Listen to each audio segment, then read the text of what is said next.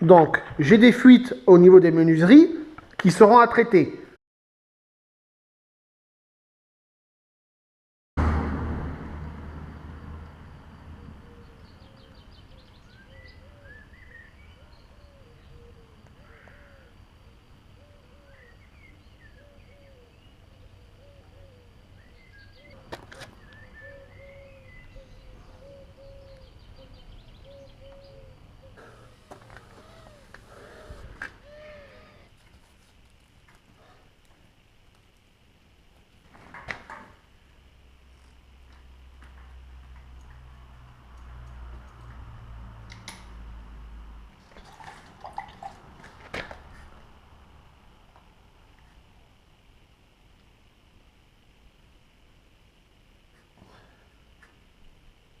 Alors, première étape, on va venir tracer l'emplacement de l'ossature métallique.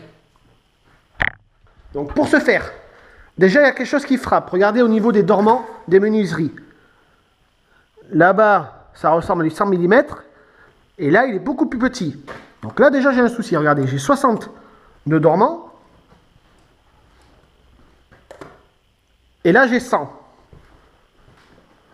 Celui-ci, on a 70. Donc déjà, vous voyez, au niveau des dormants de menuiserie, on n'est pas du tout sur les mêmes. Donc c'est-à-dire, j'en ai un de 70, de 60 et de 100 mm. Bon, ok.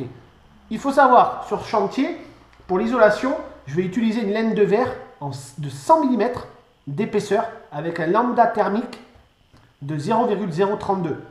Donc le souci, si je pars avec du 100 mm, donc là je suis pas mal, regardez. Je vais arriver ici, je vais avoir un petit retour de tableau ici sur ma fenêtre. Donc ça, c'est pas bien méchant. Par contre, là, regardez.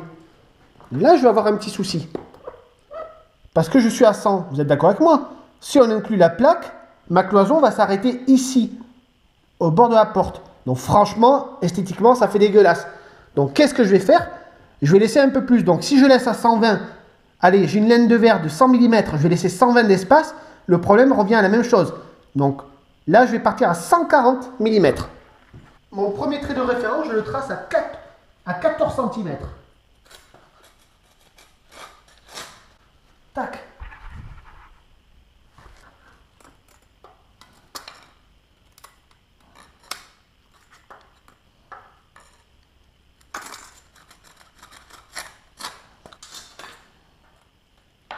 Donc là, pareil, 14.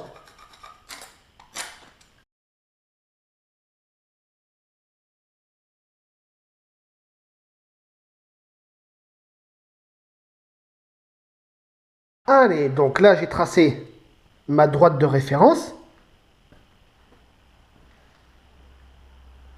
Donc maintenant, je vais descendre les aplombs de mes menuiseries pour voir si elles ne sont pas vrillées. Parce que là, le but, c'est que ma menuiserie soit dans l'alignement de ma droite de référence. Parce qu'imaginez qu'elle rentre un petit peu, ça va être moche, ça va pas faire terrible. Donc pour ça, j'applique une règle comme ceci. Hop, ok. Et je trace au sol.